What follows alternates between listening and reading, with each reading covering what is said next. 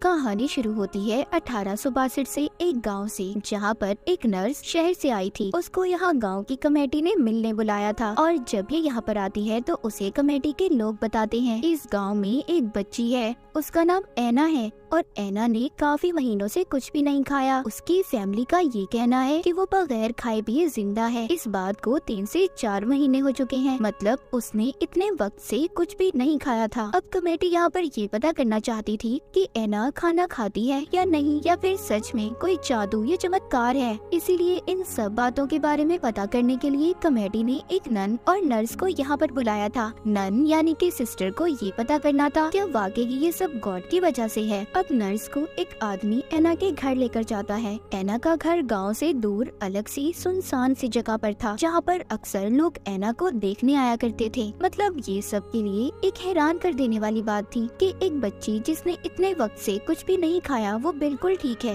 Nurse जब ऐना को देखती है तो वो भी हैरान हो गई थी, क्योंकि ऐना देखने में बिल्कुल फिट लग रही थी। ऐना की फैमिली में उसके मॉम डैड और उसका एक भाई भी था, मगर उसके भाई की मौत हो चुकी थी। और इस बात का पता करने के लिए नर्स कब्रिस्तान भी जाती है, जहाँ पर उसके भाई की कब्र उसे मिल गई थी। नन और नर्स दोनों ये फैसला करती है कि 8 घंटे नर्स ड्यूटी देगी और 8 घंटे नन, क्योंकि 14 दिन के बाद उन्हें कमेटी को रिपोर्ट देनी थी कि ऐना खाना खाती है या नहीं, और इसी काम के लिए उन्हें यहाँ पर बुलाया गया था। नर्स जब ऐना पर नजर रखती थी तो वो बिल्कुल भी सोती नहीं थी, मगर उसके बावजूद उसे नहीं पता चला था कि ऐना को खाना कौन खिलाता है। लेकिन नर्स को इस बात पर पूरा यकीन था कि ऐना को कोई ना कोई तो है जो चुपके से उसे खाना खिलाता है, क्योंकि वो जानती थी कोई भी जादू नहीं है। उसने साइंस को पढ़ा था, वो जानती थी कि कुछ भी हो जाए पर इंसान खाए पिए बगैर जिंदा नहीं रह सकता। नर्स उसके पूरे कमरे की तलाशी भी लेती है, मगर उसको खाना कहीं से भी नहीं मिलता। साथ ही में वो ऐना की मॉम से भी बात करती है, जिससे उसे पता चलता है कि ऐना की मॉम को अपने बेटे की मौत का बहुत गम है। मगर ऐना की फैमिली बहुत सी चीजों पर यकीन रखती थी, मतलब हेल, जहन्नुम, हेवन, जन्नत, आत्मा, इन सब चीजों पर। एक दिन नर्स ऐना को अपने साथ वॉक पर लेकर जाती है। ये उसे बहुत ज्यादा वॉक करवाती है। ये टेस्ट कर रही थी कि शायद इतना ज्यादा चलने के बाद उसे भूख लग जाए, पर ऐसा कुछ भी नहीं होता। ऐना बस पानी पीती है और वो भी बहुत थोड़ा सा। इसी दौरान लोग भी उससे मिलने आ रहे थे, उसकी तस्वीरें भी ले रहे थे। जाहिर है ये सब के लिए हैरान कर देने वाली बात थी कि खाए पिए बगैर एक इंसान कैसे जिंदा है। एक दिन नर्स से मिलने एक जर्नलिस्ट आता है, जो यहाँ पर कुछ खबरों को हासिल करने के लिए आया था। इसका नाम विल था, पर उसको नर्स से कुछ खास पता नहीं चलता। इसी बीच नर्स ऐना की चेकिंग भी कर रही थी, मतलब उसे ऐना के अंदर सब कुछ बिल्कुल फिट लग रहा था। नर्स एक दिन सोचती है कि अक्सर ऐना दिन में तो कुछ भी नहीं खाती, पर उसके मॉम डैड अक्सर रात को उससे मिलने आते हैं। वो सोचती है हो सकता है उसके मॉम डैड उसको छुपकर खाना खिलाते हो। अब नर्स ऐना के मॉम डैड से भी कहती है कि 2 हफ्ते तक ऐना से कोई भी नहीं मिल सकता। वो चाहे तो ऐना को दूर से देख सकते हैं, पर कोई भी ऐना के पास नहीं आएगा। ऐना की मॉम को इस बात पर बहुत गुस्सा आ रहा था कि नर्स उनको उनकी बेटी से दूर कर रही है, पर इस बात से नर्स को कोई फर्क नहीं पड़ता। जब नर्स ने ऐना की फैमिली को उससे दूर कर दिया था, तो कुछ दिन बाद नर्स ये नोटिस करती है, देखती है कि ऐना का एक दांत टूट गया है। दांत टूटने की वजह से ऐना को काफी दर्द हो रहा था, पर फिर भी ये बात नर्स उसकी फैमिली को नहीं बताती। बाहर नर्स एक लेडी से मिलती है, उससे विल के बारे में पूछती है, जो अब तक इसके पीछे पड़ा हुआ था और इससे बात करना चाहता था। वो लेडी बताती है कि विल पहले इसी गांव में ही रहा करता था, मगर जब उसने पढ़ाई करनी थी तो गांव से शहर पढ़ने चला गया। लेकिन जब वो इस गांव में नहीं था तो गांव के हालात बहुत ज्यादा खराब हो गए थे, खाने पीने के लिए कुछ भी नहीं था, और उसकी फैमिली की भी इसी वजह से मौत हो गई। पर उसकी फैमिली ने ये फैसला किया था कि वो इस बारे में किसी को भी कुछ नहीं बताएंगे। उन्होंने खुद को अपने ही घर में बंद कर लिया और भूख की वजह से मर गए। ये सब बातें सुनने के बाद नर्स का दिल थोड़ा सा पिघल गया था, इसीलिए वो अब विल से मिलने का फैसला करती है। ये जब विल से मिलती है तो वो बताता है कि अगर मैं ऐना से मिल लूं तो कुछ ना कुछ तो पता जरूर लगा लूंगा कि ऐना को किस तरीके से खाना मिल रहा है, क्योंकि विल को भी यही लगता था कि कोई छुपकर ऐना को खाना दे रहा है। पर ऐना सबसे यही कहती थी कि उसे खाना खाने की जरूरत नहीं है, उसको हेवन जन्नत से खाना मिलता है और वो इसी खाने पर जिंदा है। एक दिन वॉक पर जाने के बहाने नर्स ऐना को विल से मिलवा देती है, पर वो भी ज्यादा कुछ पता नहीं लगा पाया था। अब आहिस्ता आहिस्ता नर्स ये देखती है कि एना की तबीयत खराब होने लगी थी। नर्स डॉक्टर को भी यहाँ पर बुलाती है, जो यहाँ की कमेटी का ही डॉक्टर था। वो नर्स से कहता है कि तुम्हें ज्यादा गहराई में जाने की जरूरत नहीं है, तुम्हें सिर्फ यहाँ पर ये पता करने के लिए बुलाया गया है कि एना खाना खाती है या नहीं, और तुमने किसी बात के बारे में कुछ पता नहीं करना। और डॉक्टर उसकी कोई मदद नहीं करता। अब इस बात पर नर्स को बहुत गुस्सा आता है। उधर एना की हालत बहुत ज्यादा खराब हो रही थी। नर्स जबरदस्ती एना को सूप पिलाने की कोशिश करती है। वो पाइप उसके मुंह में डाल देती है, पर एना वो भी नहीं पीती। कहती है कि आप मेरे साथ जबरदस्ती नहीं कर सकती। इसीलिए नर्स उससे सॉरी बोलती है। एक बार फिर बाहर नर्स जब एना को वॉक पर लेकर जाती है तो इनके साथ विल भी था। एना इन दोनों को एक कुएं के पास लेकर जाती है और कहती है कि ये एक पवित्र कुआं है। उसके पास एक पेड़ भी था जिसकी टहनियों पर लोगों ने धागे बांधे हुए थे, पर इसी कुएं के पास एना बेहोश हो गई थी। उसको सांस लेने में भी तकलीफ हो रही थी। नर्स ये बात समझ गई थी कि अगर सब ऐसा चलता रहा तो एना बहुत जल्दी मर जाएगी। एक दिन नर्स जब नाश्ता कर रही थी तो अचानक से उसके जहन में सोच आती है कि वो जल्दी से एना के घर जाती है। वो एना को कहती है, जब तुम्हारी मॉम तुमसे मिलने आती है तो वो तुम्हें अपने मुंह में चबाकर खाने को लाती है, जिससे उसे खाना मिलता है। पर उसकी मॉम ने उसे बताया था कि ये खाना हेवन से आया है। एना सिर्फ 11 साल की थी। उसे बचपन से ऐसी बातें सिखाई जा रही थी, इसीलिए उसने अपने दिमाग में इन बातों को बिठा रखा था। नर्स एना को समझाती है, जो तुम खाती हो वो फूड खाना है, पर एना को ये बात समझ नहीं आ रही थी। नर्स उससे पूछती है कि तुम इतनी इबादत क्यों करती हो। एना उसको बताती है कि मैं दिन में 33 मर्तबा इबादत करती हूँ, फास्ट रखकर यानी भूखा रहकर। मुझे किसी की आत्मा को हेल से हेवन में भेजना है, और ये सब बातें मुझे मेरी मॉम ने बताई हैं। नर्स उससे पूछती है, किसकी आत्मा को तुम हेवन में भेजना चाहती हो। अब एना बताती है। यहाँ पर हमें पता चलता है कि एना के भाई ने उसके साथ गलत रिश्ता रखा हुआ था। उसने एना से शादी भी कर ली थी, पर शादी के कुछ वक्त के बाद उसके भाई की मौत हो गई। जब एना ने अपने भाई की मौत के बाद अपने मॉम डैड को अपने और उसके रिश्ते के बारे में बताया, तो उन्होंने एना से कहा था कि तुम्हें 33 मर्तबा इबादत करनी होगी, पर भूखा रहकर, जिससे तुम्हारे भाई की आत्मा हेल से हेवन में आ जाएगी। क्योंकि उन्हें लगता था कि उनका बेटा एना की वजह से ही मरा है। नर्स समझ गई थी कि सारा प्लान एना की मॉम डैड का है। वो जानबूझकर एना को मारना चाहते हैं ताकि एना अपने भाई और मॉम डैड की हकीकत किसी को ना बता दे। अब ये सब बातें नर्स कमेटी को तो नहीं बता सकती थी, बस इतना बता देती है कि एना को खाना मिलता है और उसकी मॉमी उसे चोरी छुपे खाना देती है। पर नर्स के साथ उधर नन भी थी, जो कह देती है कि इस बात को नहीं जानती, क्योंकि ऐसा मैंने कुछ भी नहीं देखा। कमेटी अपने सामने अब एना को भी बुलाती है। उससे पूछा जाता है, क्या तुम खाना खाती हो। एना सबसे यहाँ पर ये कह देती है कि मैं खाना खाती हूँ, पर मेरे लिए हेवन से खाना आता है। अब कुछ लोगों का ये मानना था कि एना खाना खा रही है, पर कुछ लोग इस बात को नहीं मानते। नर्स को जल्दी कुछ करना था, क्योंकि एना की हालत लगातार खराब हो रही थी। उसको सांस लेने की भी मुश्किल हो रही थी। इसीलिए नर्स विल के साथ मिलकर एक प्लान बनाती है। उसका प्लान ये था कि वो एना को अपने साथ लेकर जाएगी, मगर किडनैप अगवा करके, क्योंकि वो जान चुकी थी कि एना की फैमिली बिल्कुल अच्छी नहीं है और उन्हें एना की बिल्कुल भी जरूरत नहीं है। नर्स सभी गाँव वालों से कहती है कि वो एना के लिए पूजा रख रही है, जिसमें गाँव के सभी लोग आएंगे और एना नहीं आएगी क्योंकि वो बीमार है। जब सभी गाँव वाले पूजा में मसरूफ थे तो नर्स एना के पास जाती है। उसको समझ आ गई थी कि एना ऐसे नहीं समझेगी, उसको उसकी मॉम की जुबान में ही समझाना होगा। नर्स उससे कहती है, देखो अब तुम मरने वाली हो, पर क्या पता गॉड तुम्हें नई जिंदगी दे दे, एक ऐसी जिंदगी तुम्हारे साथ कभी कुछ गलत नहीं हुआ। एना भी नर्स को हाँ बोल दिया था। वो कहती है, हाँ अगर मुझे नई जिंदगी मिली तो खुशी खुशी मैं उस नई जिंदगी को जीऊंगी। नर्स अब उसको उसी कुएं के पास लेकर जाती है और कहती है कि अब तुम अपनी आंखें बंद कर लो, तुम आहिस्ता आहिस्ता मरने वाली हो। फिर थोड़ी देर बाद वो एना को आंखें खोलने का बोलती है। अब वो एना को एना नहीं बोल रही थी, बल्कि उसने उसका नया नाम भी रख दिया था। जब ऐना आंखें खोलती है तो नर्स उसे कहती है, क्या तुम्हें भूख लगी है? वो कहती है, हाँ मुझे खाना खाना है। नर्स उसको खाना खिलाती है और यहीं पर छोड़कर चली जाती है। जाकर उसने उसके घर को आग लगा दी थी। फिर अगले सीन में हमें दिखाया जाता है कि नर्स कमेटी के सामने आती है और उसे बताती है कि ऐना मर चुकी है। उसने पहले से अपनी डायरी में लिख लिया था कि इतने बजे उसकी तबीयत खराब हुई और इतने बजे ऐना मर गई। पर किसी को भी उसकी बात पर यकीन नहीं आ रहा था, क्योंकि किसी को भी ऐना की लाश नहीं मिली थी। पर फिर भी कमेटी के लोग नर्स को कुछ नहीं कहते और जाने देते हैं। जिसके बाद नर्स के पास नन आती है जो उसे कहती है कि जब गांव में पूजा हो रही थी तो मुझे कुछ अच्छा नहीं लग रहा था। तभी जब मैं वापस आई तो मैंने देखा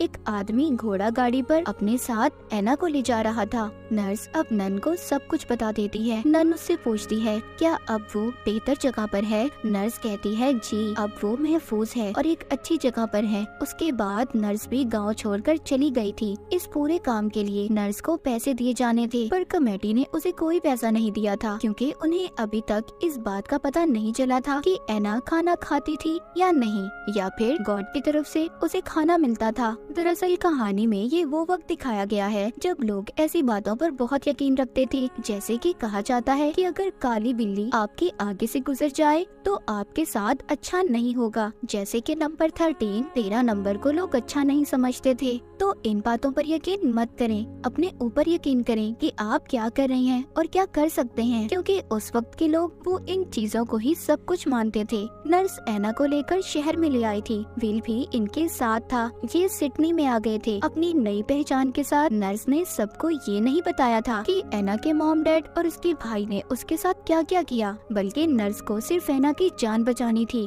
उसने उसे अपनी बेटी बना लिया था और विल के साथ शादी कर ली थी। ये तीनों हंसी खुशी जिंदगी गुजार रहे थे। और अब मेरी दूसरी साथी वंडर मूवी को एक्सप्लेन करेंगी।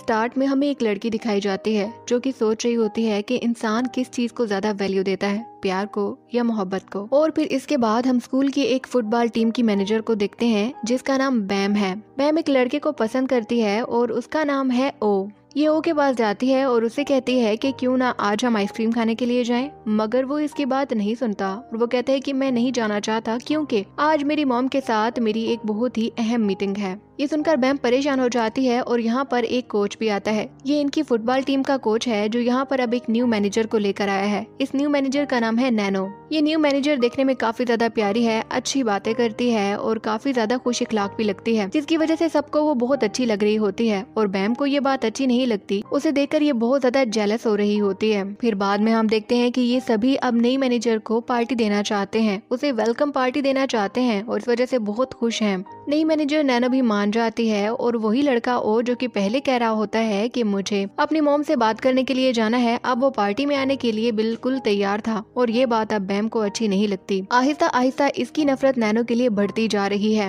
अब क्योंकि ये तो पुरानी मैनेजर थी और नई मैनेजर से ये बहुत सारे काम करवाती है, खुद बैठी रहती है और उसे हर काम करवाती है और वो बेचारी भी लगी रहती है। और जब ओ ये बात देखता है तो वो आकर उस लड़की नैनो से कहता है कि मैं तुम्हारी मदद करूंगा और साथ ही में बैम से भी कहता है कि तुम इसी से सारे काम करवा रही हो, खुद तो कोई काम कर नहीं रही हो। अब यहाँ पर बैम को और भी ज्यादा गुस्सा आ जाता है। इसके दिल में अब नैनो के लिए नफरत बन गई थी। और फिर जब ये बाथरूम जाती है तो ये बाथरूम की दीवार पर अपनी ये विश लिखती है कि काश उसके फेस से स्मेल आने लगे, यानी नैनो के फेस से। बाद में नैनो बैम से मिलने के लिए आती है और तब वो देखती है कि किस तरह से नैनो ने दीवार पे लिखा हुआ है कि उसके फेस से स्मेल आए। अब हालांकि नैनो ने ये देखा तो उसे तो परेशान होना चाहिए था, मगर वो परेशान नहीं होती बल्कि वो स्माइल करने लगती है और उसकी स्माइल देखने में काफी डरावनी थी। फिर रात को बैम अपनी डायरी पे लिख रही होती है कि आज किस तरह से वो एक नई लड़की से मिली और अब उसे वो लड़की बिल्कुल भी अच्छी नहीं लगती। और बहुत अच्छा हुआ कि उस लड़की ने देख लिया कि मैंने वॉल पे उसके लिए क्या लिखा था। अगले दिन बैम जब नैनो के पास से गुजरती है तो इसे बहुत ज्यादा स्मेल आने लगती है। इसे समझ नहीं आ रहा था कि ये स्मेल कहाँ से आ रही है। ये सोचती है कि शायद ये स्मेल शर्ट से आ रही है। फिर बाद में यहाँ पर ओ भी आ जाता है और एकदम से बैम ऐसे बिहेव करती है जैसे कि ये तो नैनो की हेल्प कर रही है, उसके साथ काम करने लगती है, यानी कि ये दिखाती है कि ये बहुत अच्छी लड़की है। और फिर बाद में उन शर्ट्स को धो भी दिया जाता है और तब बैम को पता चलता है कि असल में ये स्मेल नैनो ही से आ रही है, क्योंकि शर्ट्स तो धुल गई हैं। बाकी लड़कों को भी लग रहा था कि ये स्मेल बैम से आ रही होगी, मगर फिर बाद में उन्हें पता चलता है कि ये स्मेल तो नैनो ही के फेस से आ रही है। और नैनो को खुद भी समझ नहीं आ रहा था कि उसके फेस से इतनी स्मेल क्यों आ रही है। अब बैम को भी समझ आ गया था कि ये वॉल पे जो कुछ भी लिखती है वो सच हो जाता है, इसलिए दोबारा से ये वॉल के पास जाती है और वहाँ पर लिखती है कि ओ मुझे पसंद करने लगे। फिर अगले सीन में हम देखते हैं कि ये कोच के पास खड़ी हुई होती है कि तभी इन दोनों के पास एक बॉल आता है और ओ उस बॉल को बैम पर नहीं लगने देता। बैम को लगता है कि शायद उसका लिखा सच होने वाला है, मगर फिर ओ कहता है कि मैं तो कोच को बचाने के लिए आगे आया था, तुम्हें बचाने के लिए नहीं। अब बैम कहती है कि मतलब जो मैंने लिखा वो सच नहीं हुआ। फिर यहाँ पर एक और लड़का टैंग भी आता है जो कि आकर बैम से कहता है कि तुम्हें लगता है कि ओ तुम्हें पसंद करेगा या तुम्हारी हिफाजत करेगा, तुम्हारी हिफाजत करने से तो बेहतर है कि किसी डॉग की हिफाजत की जाए। ये बात बैम को बिल्कुल भी अच्छी नहीं लगती, इसे बहुत गुस्सा आता है और अगली दफा ये बाथरूम जब जाती है तो ये टैंक के बारे में गुस्से में वॉल पे लिख देती है कि टैंक एक डॉग है। फिर बाद में जब स्कूल के सभी स्टूडेंट फुटबॉल खेल रहे होते हैं तो तभी टैंक इस तरह से बिहेव करने लगता है जैसे कि वो डॉग हो। वो सब पे भौंक रहा था और बिल्कुल कुत्ते की तरह बन गया था। इसी वजह से एकदम से उसे पकड़कर एम्बुलेंस में लेकर जाया जाता है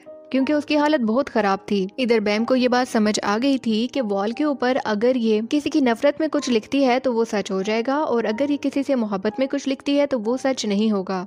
अब अपनी इसी बात को प्रूव करने के लिए ये इस बात का टेस्ट लेती है, यानी कि जब नैनो इसके सामने बैठी हुई होती है तो ये टेबल पर लिखती है कि नैनो एक डॉग है। इसको लगता है कि नैनो डॉग की तरह एक्ट करना स्टार्ट कर देगी, मगर ऐसा कुछ भी नहीं होता। यानी कि अगर ये चाहती है कि नैनो भी डॉग की तरह सब कुछ करे तो इसके लिए इसे बाथरूम की उसी वॉल पे लिखना होगा। उसी वॉल में वो मैजिक है, इसलिए ये बाथरूम जाती है और उस वॉल पे लिखने ही वाली होती है कि तभी इसे बाहर से आवाजें आती है। ये देखती है कि कुछ लड़कियां एक लड़की को बुली कर रही हैं, वो उसे बहुत ज्यादा तंग कर रही हैं और वो लड़की काफी परेशान है।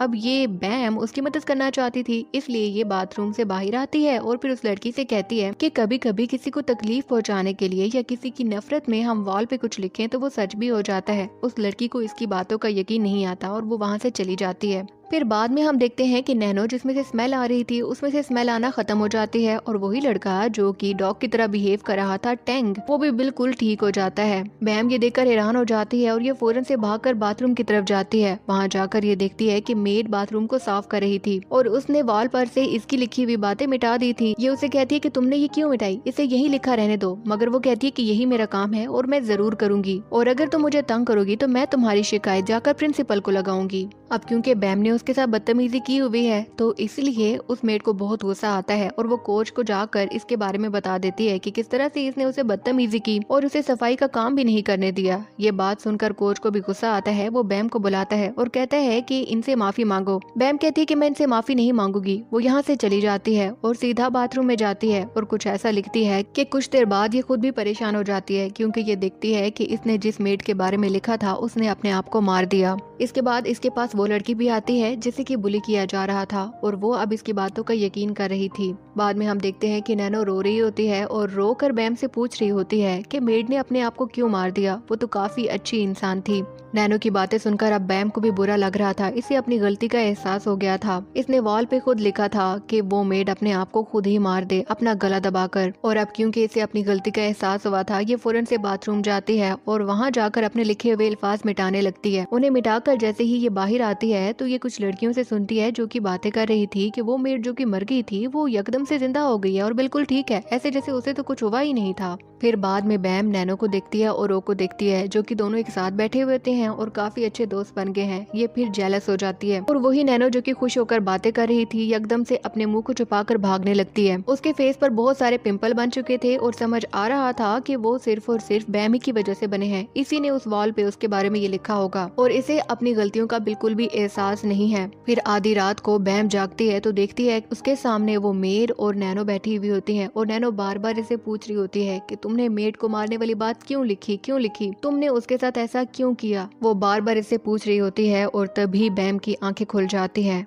और ये सब इसका ख्वाब था। नैनो और वो मेड इसके सामने अभी मौजूद नहीं थी। अगले दिन जब सभी स्टूडेंट क्लास में पढ़े होते हैं तो एक लड़की पढ़ते हुए उठती है और विंडो से छलांग लगाकर अपने आप को मार देती है। बैम ये देखकर हैरान हो जाती है और फौरन से बाथरूम की तरफ भाग कर जाती है क्योंकि उसने तो ऐसा कुछ भी नहीं लिखा था और वहाँ पर किसी और लड़की ने उस लड़की के मरने के बारे में लिखा हुआ था और वो कोई और नहीं बल्कि वही लड़की थी जिसे कि बुली किया जा रहा था और जिसे बैम ने उस वॉल के मैजिक के बारे में बताया था। और फिर इसके बाद आहिस्ता आहिस्ता सारे स्टूडेंट उस बाथरूम में जाते हैं और कुछ न कुछ लिख के आते हैं और पूरे स्कूल की सिचुएशन सिचुएशन कंट्रोल के बाहर हो जाती है। यहाँ तक कि स्कूल के प्रिंसिपल को भी मार दिया जाता है। पूरे स्कूल में ये इन्फॉर्मेशन फैल चुकी थी और हर कोई उस वाल का गलत इस्तेमाल कर रहा था। बाद में बैम को पता चलता है कि ये इन्फॉर्मेशन उसी लड़की ने फैलाई है जिसे कि इसने उस बारे में बताया था। बैम उस लड़की के पास जाती है और उससे कहती है कि मैंने तुम्हें ये बात बताई थी और तुमने सब लोगों को बता दी, और इससे जानती हो कि कितना नुकसान हो रहा है, कितने लोगों की जानें जा रही हैं।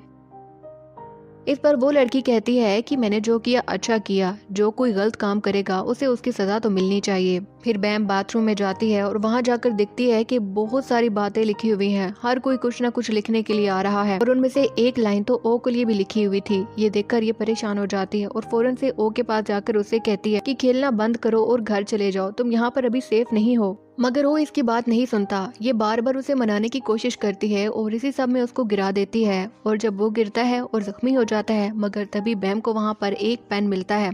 उसे देखकर इसे ओ की ही एक फ्रेंड पर शक होता है और ये उसे कहने लगती है कि तुम ही हो ना जिसने ओ के बारे में वॉल पे वो सब कुछ लिखा है। मगर वो फ्रेंड इसकी बात को नहीं मानता और कहता है कि मैंने ऐसा कुछ भी नहीं लिखा, और अपने दोस्त को बचाने लगता है। अब बैम खुद ओ के बारे में वो सब कुछ मिटाने के लिए जाती है, मगर जब ये मिटाने के लिए जाती है तो वहाँ पर देखती है कि किसी ने ये भी लिखा हुआ था कि जो कोई भी इन लाइनों को मिटाने की कोशिश करेगा वो मारा जाएगा। अब ये वापस आ जाती है और ये परेशान थी कि मैं क्या करूं ओ को बचाने के लिए। और तब इसके पास नैनो आती है। ये नैनो के सामने अपनी गलती का एतराफ करती है और नैनो से कहती है कि मैंने तुम्हारे लिए कितना कुछ बुरा सोचा और अब मैं खुद फंस गई हूँ और मैंने ओ की जान को भी खतरे में डाल दिया है। नैनो इसकी बात सुनती है और जोर जोर से हंसने लगती है और वो कहती है कि जो कुछ भी बुरा हुआ है वो तुम्हारी ही वजह से हुआ है, और अगर तुम्हें इतनी ही हिम्मत है तो जाकर दीवार पे सब कुछ लिखा मिटा कर आओ और सबके सामने अपनी गलती का एतराफ करो। इस पर बैम कहती है कि मैं ये सब कुछ कर सकती हूँ। वो भागकर बाथरूम की तरफ जाती है, मगर पीछे से नैनो जोर जोर से सबको ये बता देती है कि बैम बाथरूम में सब कुछ लिखा हुआ जो भी है उसे मिटाने के लिए जा रही है। और फिर हम देखते हैं कि स्कूल के वही स्टूडेंट जिन्होंने वो सब कुछ लिखा हुआ था वो बैम के पीछे बाथरूम जाते हैं। अब बैम बाथरूम में होती है और उन सब लफ्जों को मिटाने की कोशिश कर रही होती है, जबकि बाकी सभी स्टूडेंट बाहर से दरवाजे को खटखटा रहे होते हैं। वो बहुत शोर मचा रहे होते हैं। बैम उनसे तंग आकर दीवार पे कुछ लिखती है और इसके बाद दरवाजा खोलती है तो बाहर कोई भी नहीं था। यहाँ तक कि पूरे स्कूल में उसे कोई भी नजर नहीं आ रहा था सिवाय नैनो के। ये खुद भी बहुत ज्यादा परेशान हो गई थी और इसके बाद आहिस्ता आहिस्ता चलते चलते ये अपने घर जाती है। और घर में जाकर जब ये मिरर में अपने आप को देखती है, यानी कि शीशे में देखती है, तो इसे पता चलता है कि वो सभी लोग नहीं बल्कि ये खुद भी इस दुनिया से गायब हो चुकी है, क्योंकि इसने वॉल पे यही लिखा था कि ये सब लोग गायब हो जाएं, और उसमें ये खुद भी शामिल थी। और ऐसे दूसरों का बुरा सोचते सोचते इसने अपने साथ भी बुरा कर दिया और एंड इतना ज्यादा बुरा हुआ कि अब ये अपनी गलती को ठीक भी नहीं कर सकती। और इसी सीन के साथ ये एपिसोड एंड हो जाती है।